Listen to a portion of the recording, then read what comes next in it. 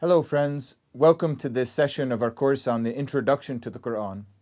Today is a special session because we have a guest who will be discussing with us the question of one particular aspect of the Quran which has interesting intersections with the biblical tradition, namely the question of Adam and the devil in the Quran.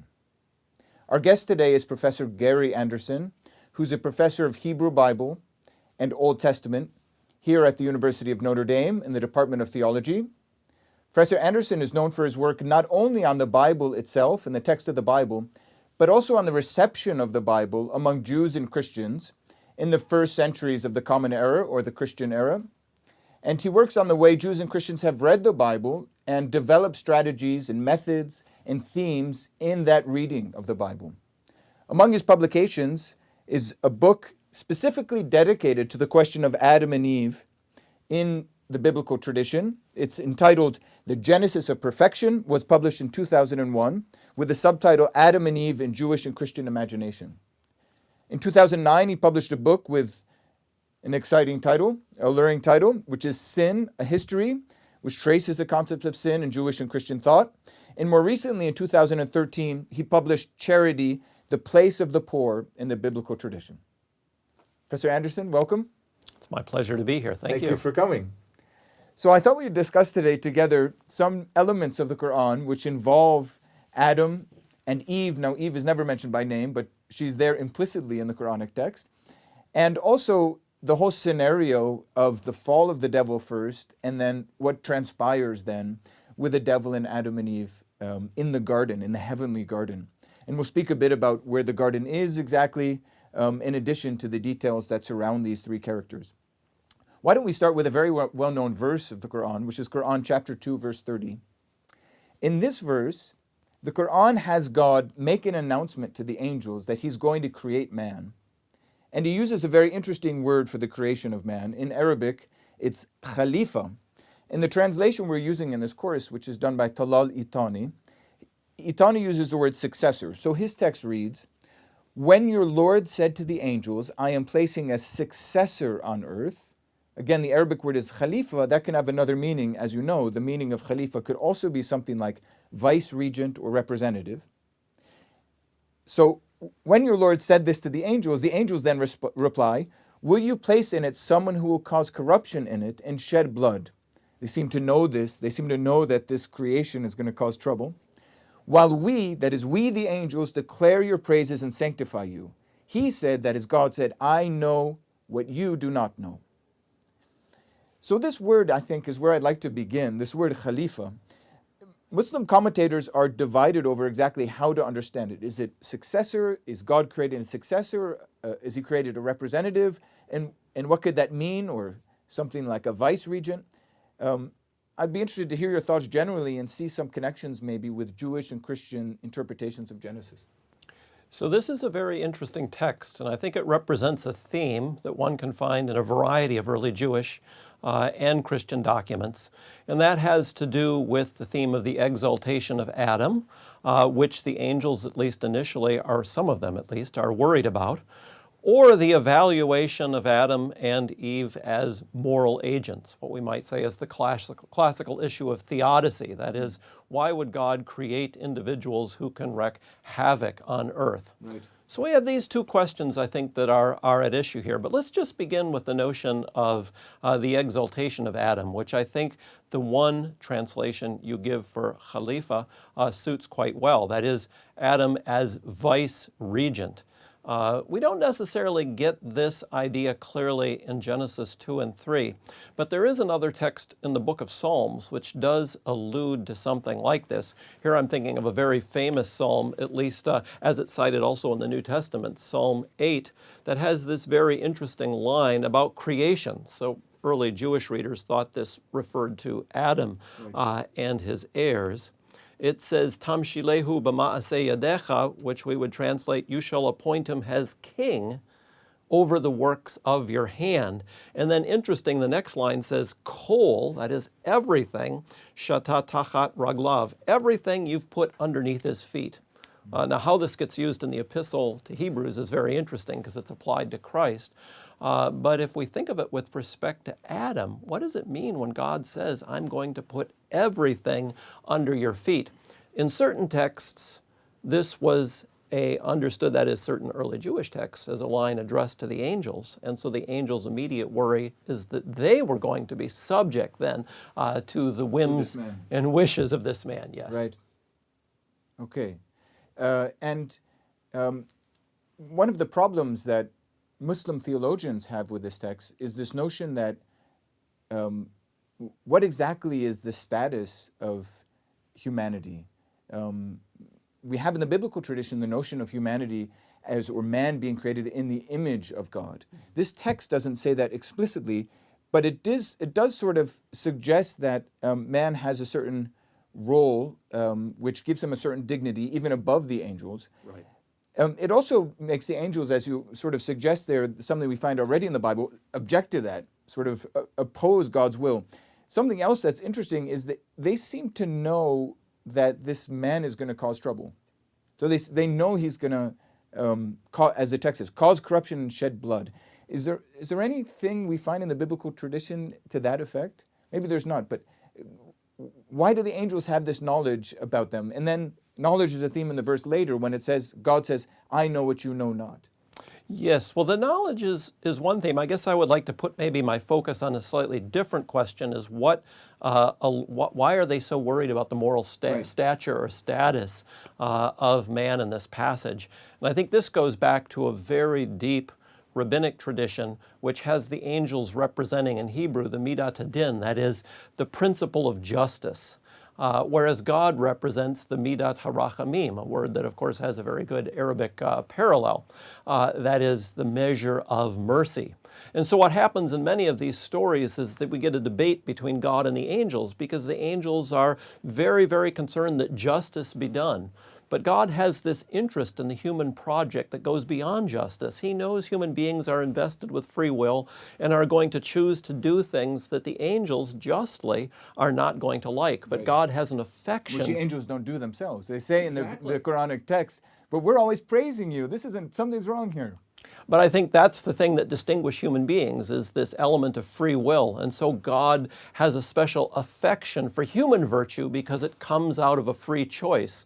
Whereas with the angels, it's something that, is simply kind of hardwired into their system. So God is willing to put up with, according to Jewish tradition, the errors that humans will make along the way, because he so deeply treasures the virtue that they can display when they display it. The angels can't understand this because they, at least according to these Jewish traditions, represent simply justice. They're the kind of stern figures who want every sin punished. But God is like the doting uncle, we might want to say, that looks beyond the errors the human beings make, because he has this deep affection for human beings that the angels simply can't comprehend. Right. Okay. Right. So, the Quranic text doesn't stop there, this episode in which there's this back and forth between God and the angels, because we have in a separate section of the Quran, and the Quran is divided into these sections we call surahs. We just read this verse from Surah 2, and we'll now move to another surah, Surah 7, in which we seem to have a continuation of this episode, the same episode, because Surah 2:30, we have the creation of man and the angelic opposition to that creation. And then in Quran 7, we also find it in different places. Actually, I think it's in 7 different surahs. We find it, a particular incident in which God commands that the angels bow down to man, bow down to Adam, his new creation. So I'll just read these 2 verses and then I'll ask you for your thoughts about them. Quran chapter 7, verse 11, God says, we created you, then shaped you. So this is God in the Quran, the divine voice speaking to humanity. We created you, then shaped you. Then we said to the angels, bow down before Adam. So they bowed down. And then the Quranic text says, there seems to be one figure that doesn't bow down, except for Satan. He was not of those who bowed down. The text continues. I'll just read one more verse, because in fact, Satan gives a reason why he doesn't bow down before Adam. He said, that is, God said, what prevented you from bowing down when I have commanded you?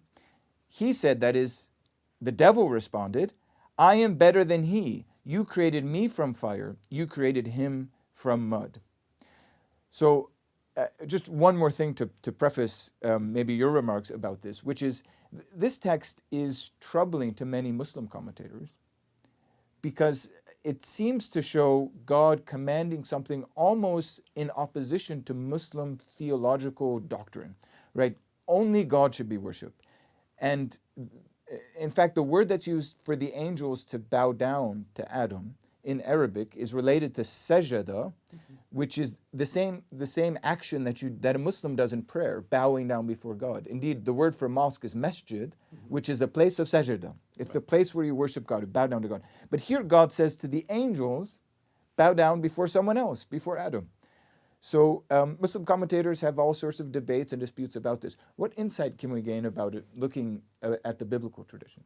So this is very interesting. The story itself, of course, doesn't appear in the Bible, but it's a story that's incredibly popular in early Jewish and Christian writings. Almost, maybe we might want to say, from the very beginning of biblical interpretation, this tradition is so old. It's not hard to see why a tradition like this would come to emerge within Judaism and Christianity, because the Bible doesn't itself describe to us why it is that the snake in Genesis 3 has it out for Adam and Eve. So early interpreters wanted to figure this out. How do we explain this? So we have this story of this, I call it a prostration scene in heaven, where, as you mentioned, and I think it is a shocking story, the angels are commanded to bow down before Adam and Eve. Now, Christian interpreters really liked this story because though it probably was of Jewish origin, they liked the story because they saw it as a premonition of what would be appropriate for the second Adam, that is Christ. And this very story appears in Milton's Paradise Lost, and many Milton scholars argue that it's precisely these early Jewish and Christian traditions that provide the background for the story Milton tells about the fall of Satan, which is very much like this. All the angels are gathered together, and they're asked to bow down before God's Christ. So Milton could have gotten this most likely from Jewish and Christian sources, but maybe not the Quran. That's right. Now, what we do have in the early Christian and Jewish sources is a slightly different reason for why Satan is going to refuse to bow down. We actually have two reasons, I should say. One that we do find here in the Quran, that Satan rejects this command because man is made from dust and he's made from fire, right? So he's a superior entity by virtue of how he is constituted. In a very famous text, the Cave of Treasures, written in Syriac, we have witness to this tradition in pre-Muslim material.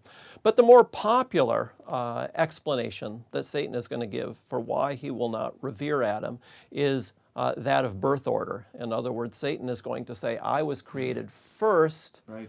Adam was created after me. So it's an issue of primogeniture. And this is very interesting because this is grounded, and this is the reason why I think at base it's very much a Jewish idea, in the notion of the chosen people and the stories we find in Genesis in which latter-born sons usurp the role of the firstborn son. Right. And in every one of these stories, of course, it's the occasion for great animosity among the siblings. Jacob and Esau, right. Cain and Abel, Joseph and his brothers. Okay. And even, I would say, we could go into the New Testament and see the tensions, at least implied, between John the Baptist and Jesus on this ground. That's the reason why I think it's so important in John's Gospel that John say from the get-go that even though I was here first, I concede to you, that is Jesus, authority. He is, in a sense, I think, reflecting the issues we see in this type of tradition. Because John the Baptist is born before Jesus. Right, and he's preaching the kingdom of God before Jesus. So New Testament scholars, I think with good reason, have suggested that there probably were tensions between the Jesus and the John the Baptist camp. In other words, what's this, Johnny-come-lately doing, trying to steal, our show, right? We preach the kingdom of God, he's preaching the kingdom of God. We baptize, he baptizes. And we started first. We started first, and right. Here in the Quranic text, there's something similar, but of course, it's the devil. Well, at least in the Jewish and Christian traditions that precede the Quranic text, the devil says, but I was created first. Exactly. Exactly. So these stories are, as I mentioned, found all over the Christian world, from classical Armenia, Georgia, all the way over to the Latin West, even into Ireland. I mean, these are hugely important and widely distributed stories, and the fact that they appear in the Quran, and as you mentioned, multiple times, is not a surprise, because everybody in the late antique world knew this story. And it could be a testament to the importance of the story that it's found in the Quran at all. Because as we said, it seems to run contrary to the principal theological impulse of the Quran, which is only worship God, God alone. There's nothing like Him. God is above all things. And yet, nevertheless, we find this story. If I could just add maybe one more point to that, just to finish up. I think there was, within the evolution of Christian theological thinking on this, similar worries, but they were able to solve the problem by taking these stories and applying them to the second Adam rather than the first Adam. I think that's what's so significant about Milton and Paradise Lost, this is exactly, the type of behavior that would be absolutely appropriate for showing towards God, right? So when we locate these stories within the framework of the second Adam, then all of these theological troubles disappear. But of course, the Quran, in a sense, the theological troubles reappear, because if for the Christians, the bowing down before Adam is an anticipation of the angelic worship of Christ, in the Quran, the divinity of Christ is clearly denied, and so Muslim theologians have to come up with other explanations for this text. Right. We might want to say there then that what Muhammad does is he hears this story. For some reason he likes it, or certainly is deferential to its significance within late antique the Arabian Christians and Jews, but doesn't realize what he's handing on. And Islamic scholars have to somehow, make sense of a story that doesn't fit, as you put it, within the framework of more broader Islamic thought. Right. Okay, well, the remarkable thing about this episode is that it continues. It begins with this question of the bowing down before Adam, and then it continues with something like a conversation between God and the devil. So the devil's in trouble, right? He's just denied God's command. Mm-hmm. Even though, amazingly, some Muslim mystics actually concluded that the devil made the right decision by not bowing down before God. The devil was the true monotheist, for not bowing down before Adam, the devil was the true monotheist. Nevertheless, he's in trouble in the Quranic text. And God says to him in verse 13, so the following verse, to the devil, "Get down from it." The it presumably is some high station in paradise, in heaven. "It is not for you to act arrogantly in it. Get out, you are one of the lowly." And then something remarkable happens. The devil turns to God and says, "Give me respite until the day they," that is humans, "are resurrected." And God says, "Okay, you got it." God says, "You are one of those given respite." And the devil then says, "Well, now that I've got my respite, I'm going to let you know what I'll do. I'm going to cause trouble." He said, "Because you have lured me, I will waylay them," this is verse 16, "on your straight path. Then I will come at them from before them and from behind them and from their right and from their left, and you will not find most of them appreciative." God says, "Get out of it, despised and vanquished. Whoever among them follows you, I will fill up hell with you all." Any thoughts on this episode where it seems almost like God and the devil come to agreement that the devil will have a certain role to lead humans astray?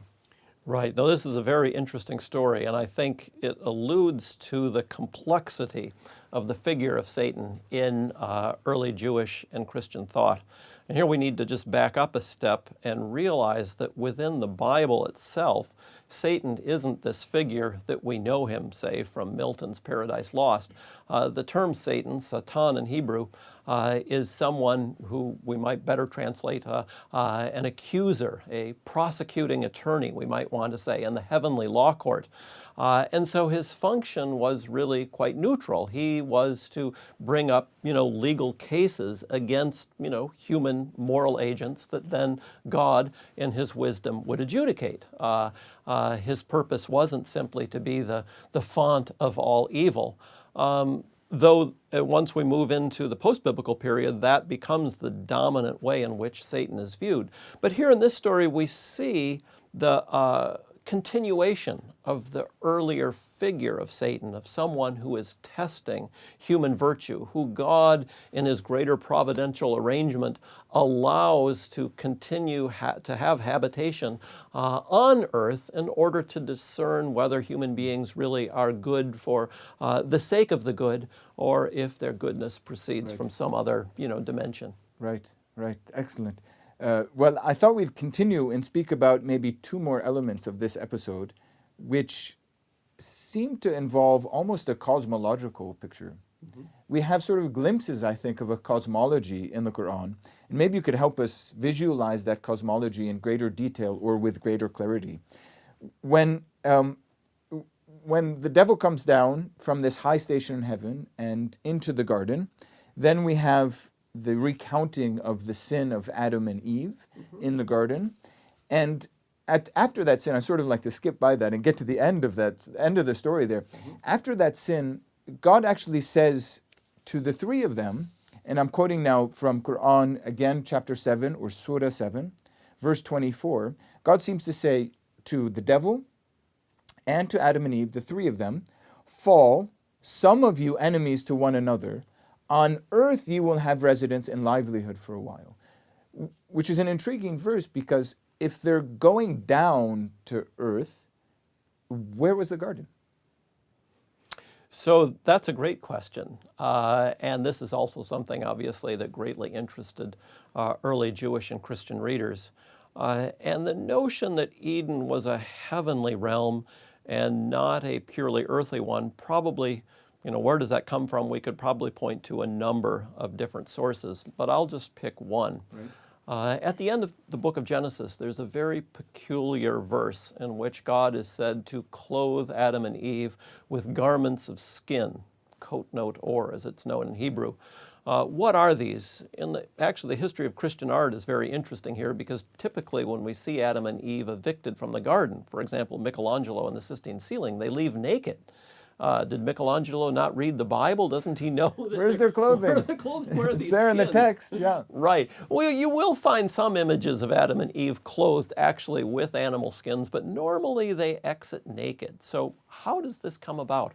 Well, we had a tradition of interpretation that understood this clause as not so much about animal skins that Adam and Eve were clothed with, but at this point in the story, God invests them with human skin. In other words, they move from a kind of angelic constitution to a more animal-like constitution. And the reason for that, at least it's explained among some of the church fathers, is this will allow them to survive once they're evicted from Eden and find their place on planet Earth with the rest of the animals. In other words, they're made to look, right, appear, and function like the rest of the animal kingdom. That's the mode of existence they're going to enjoy after their expulsion. But that means prior to their expulsion, they're not really on earth. So where are they? Well, they're in heaven. They are dressed, vested, if you were, like angels. And so as soon as we begin to understand the story that way, then of course when they're evicted, it's not an eviction from one locality to another on a horizontal axis, but rather they're there with the angels. And so they're booted out, we might want to say, from this heavenly realm and fall, literally, to earth, where they assume human flesh and live, among the animals as we do to this day. And even though, the text of Genesis seems to suggest that the Garden of Eden is somewhere in Mesopotamia, because I think it refers to the Tigris and Euphrates rivers as four of the rivers of paradise, or two of the four of the rivers of paradise. Is that right? It does, but it also paradoxically has the river Gihon as well, which is a river that flows in the city of Jerusalem. So I think our author doesn't want to allow us to too neatly locate Eden on a map. I think what we have here with this river tradition is a tradition we do know from classical Mesopotamia, which is of this enormous cosmic mountain, as biblical scholars like to refer to it as, from which all the world's fresh waters flow. And because the world was thought to be divisible into four corners, we have that phrase frequently in Mesopotamian texts, there are often four rivers. But the idea is as much mythological as historical. In other words, it's not oriented so much to make us think about what spot on Earth will correlate to this particular spot, but to think of this cosmic mountain as the point of origin for all of the world's fresh waters from which humanity then derives its sustenance. Right. Okay. Right. So ultimately we have Garden of Eden not anywhere in Iraq, but in heaven itself, on the top of this mountain. Or we could say, within the framework of the biblical narrative itself, is that the biblical writer simply doesn't want us to be able to locate it here or there. Perhaps it's Jerusalem. There are elements in which there are parts of the Hebrew Bible that correlate Eden to Jerusalem. But, you know, as you mentioned, the Tigris and Euphrates correlate it to the east. So at least my sense is that the biblical text doesn't want to neatly solve that puzzle for us. It's a place that's not easily locatable in time and space. In fact, that's true of most of Genesis 1 to 11. The localities of where everything occurs, by and large, are not easily locatable on a map. I think the writer wants to tell us that these stories are taking place outside of ordinary space and time. Right, great. So maybe just two more questions, and then we'll let you go. Thank you again for all of this. I was going to go back for just a moment to the episode of the unfolding of the scene in the garden in the Quran, where we have Adam and Eve's sin. And as we already mentioned, and as our students have noticed, no doubt, the other character in the garden is the devil. The devil himself is in the garden, which may seem normal, particularly if you come from an Islamic or from a Christian background. You sort of have this idea that it was the devil who tempted Adam and Eve, after all, and caused all this trouble. But when we look at Genesis itself, there's no devil to be found. How does that happen? How do you see it that in Genesis there's no devil, there's only a serpent, but we end up with a Quran in which there's no serpent, but there is a devil?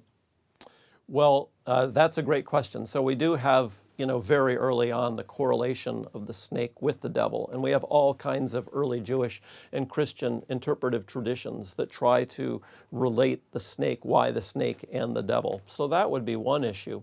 But if we were to look for a spot in the Bible for why, you know, Christian and Jewish readers could speak with some confidence about the devil actually being in Eden, we'd want to look at a very peculiar chapter in the book of Ezekiel, chapter 28, which describes a being like Adam abiding within the Garden of Eden. And this was understood very early on. We can find it in Origin, for example, as the story of Satan's glory prior to his fall. He was this angelic being residing within the domain of Eden. There's much more I could say about this topic, but perhaps that's sufficient for your question. Right. Okay. Terrific. So just to conclude, I thought I'd ask maybe for your general reflections about what this says about the Quran and the Bible. When I say this, I mean, what are these particular observations that you've been making about the role of Adam and the devil in the Quran say more generally about the relationship between Quran and Bible? How should we conceive of the relationship between these two texts? That's a really good question. And I think the Quran for me is a very interesting and important document for scholars, certainly of biblical religion, because it contains, as you've mentioned, so much biblical data. But what's interesting about the Quran, at least to me, is that the biblical data that we learn of in the Quran is never simply the Bible taken at its simple sense. As the case of maybe the devil versus the serpent in the garden shows us, maybe. Exactly. No, I think that, and that's what's so interesting about it, is the Quran gives us a window into how the Bible was viewed and understood by Jews and Christians in the 7th century. Because where do these stories come from? Now, of course, I'm not speaking as a religious Muslim, but as a scholar of early Judaism and Christianity. In my understanding, Muhammad learns of these stories from talking to Jews and Christians on the street that he met. And he heard these biblical stories, but what's interesting to me is that the stories he hears are always the Bible plus this interpretive framework that's grown up around the Bible. And that's something that moderns frequently don't appreciate, is that the Bible within classical Christianity or Judaism was never simply the bare text, but it was always the text plus this exposition. And the Quran is a great window into that. It's almost like, we have Muhammad with a microphone going around to local residents, Jewish and Christian residents of the Arabian Peninsula, to asking them, what's in your book? And the Quran tells us what he heard. And what he heard are these stories that are always the Bible plus the interpretive framework. So it tells us, I think, something very important about the way the Bible looks to early Judaism and Christianity. Right. So, in fact, we can see the Quran as a text not only interesting in and of itself, but maybe interesting as a reflection of how people are reading the Bible in this context, in the 7th century Middle East, maybe the Arabian Peninsula in particular. Exactly. Exactly. Great. Before we conclude, Professor Anderson, I thought we would just give an opportunity to our students for this course, perhaps to learn a bit about the course you yourself are offering on edX. I believe you're teaching a course on the Bible for edX. Would you like to add anything about that? Yeah, the course is called Jesus in Scripture and Tradition. And the concern of the course is to explore the identity of Jesus with respect to both the Old and the New Testaments, as well as the way in which Jesus' identity then is subsequently shaped in the early history of the church. Great. Sounds wonderful. Thank you very much for being with us. Thank you very much.